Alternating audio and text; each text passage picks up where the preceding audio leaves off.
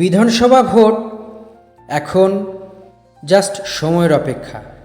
বর্তমানে বিভিন্ন প্রার্থীরা তাদের মনোনয়নপত্র পেশ করছেন এবং মনোনয়নপত্র পেশ করছেন বা কেউ কেউ প্রত্যাহার করছেন বা প্রত্যাহার করার সময়ও আছে।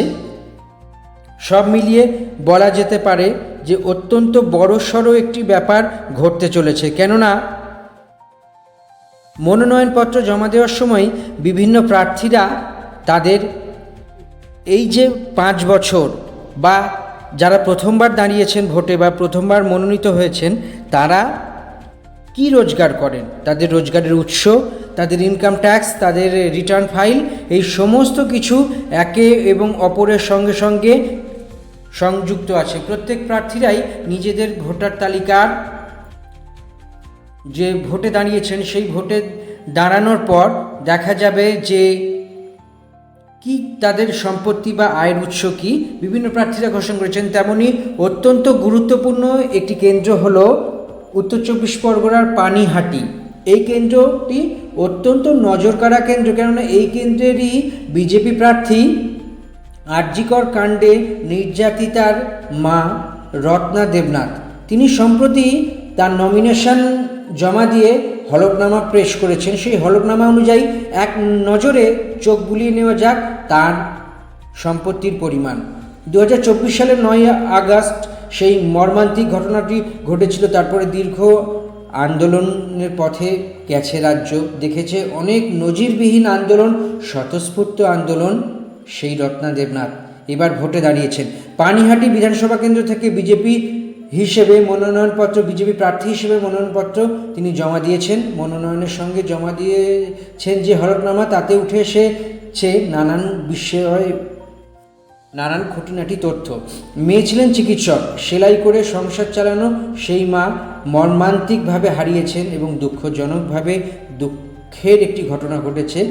তার আর্থিক অবস্থা কেমন? হলফনামায় বলছে রত্না দেবনাথের হাতে 20,000 টাকা নগদ, তার স্বামী শেখর রঞ্জন দেবনাথের কাছে নগদ 40,000 টাকা। একাধিক ব্যাংক অ্যাকাউন্ট আছে এই দম্পতির, যেখানে যৌথ অ্যাকাউন্ট বা জয়েন্ট অ্যাকাউন্টে 1,04,074 টাকা জমা আছে। একই সঙ্গে এছাড়াও একই ব্যাংকে রত্না দেবীর নামে পৃথক অ্যাকাউন্ট আছে, যেখানে 90,422 টাকা আছে। এছাড়াও রত্না দেবনাথের নামে 2টি ফিক্সড ডিপোজিট আছে, একটিতে 1 লক্ষ, অন্যটিতে 8 লক্ষ টাকা আছে। হলফনামা অনুযায়ী তার কাছে আছে 20 থেকে 30 গ্রাম সোনা, যার আনুমানিক বাজার মূল্য 4.5 লক্ষ টাকার কাছাকাছি। একই সঙ্গে আরও বেশ কিছু তথ্য উঠে এসেছে। সেটি কি না, একটি গাড়ি আছে রত্না দেবনাথের স্বামীর সঙ্গে, সেটি যৌথ মালিকানাধীন এবং সব মিলিয়ে তার অস্থাবর সম্পত্তির পরিমাণ 19,02,432 টাকা। অর্থাৎ তার নামে কোনো বাড়ি বা গাড়ি আপাতত নেই। অন্যদিকে স্বামী শেখরঞ্জন দেবনাথের সম্পত্তির পরিমাণ তুলনামূলকভাবে বেশি, যা স্বাভাবিকভাবে হয়ে থাকে। তার ব্যাংক অ্যাকাউন্টে মোট জমা আছে 1,02,339 টাকা। পাশাপাশি যৌথ অ্যাকাউন্ট বা জয়েন্ট অ্যাকাউন্টে 1,04,074 টাকা জমা আছে তার নামে। 3টি ফিক্সড ডিপোজিট আছে এবং 10 লক্ষ, 15 লক্ষ এবং 5 লক্ষ টাকা সব মিলিয়ে তার অস্থাবর সম্পত্তির পরিমাণ হয়েছে 35,96,349 টাকা এবং 83 পয়সা। অর্থাৎ সব মিলিয়ে এই অঙ্কটি আমাদের কাছে পরিষ্কার হলো। স্থাবর সম্পত্তি হিসেবে 1080 স্কোয়ার ফিট অর্থাৎ বর্গফুটের একটি বাড়ি আছে, যার বাজার মূল্য 20 লক্ষ টাকা। নিজের জয়ের বিশ্বাসে অত্যন্ত কনফিডেন্ট রত্না দেবনাথ। এখন দেখার বিষয় মানুষের সহানুভূতি এবং আরজিকরের নির্যাতিতার যেই সমস্যায় পড়েছিলেন, সেই সমস্যায় যে মর্মান্তিক ঘটনা তার ঘটেছে, সেই ঘটনা কি আদৌ একটা বড় সড় ফ্যাক্টর তৈরি হবে নাকি না যা হতে চলেছে। বা পানিহাটি বিধানসভা কেন্দ্র থেকে প্রতি বছর তৃণমূল প্রার্থী নির্মল ঘোষ নির্বাচিত হয়েছেন। গতবারও তিনি নির্বাচিত হয়েছেন। এবার তিনি বয়সজনিত কারণে তার সুপুত্র তীর্থঙ্কর ঘোষকে দাঁড় করিয়েছেন।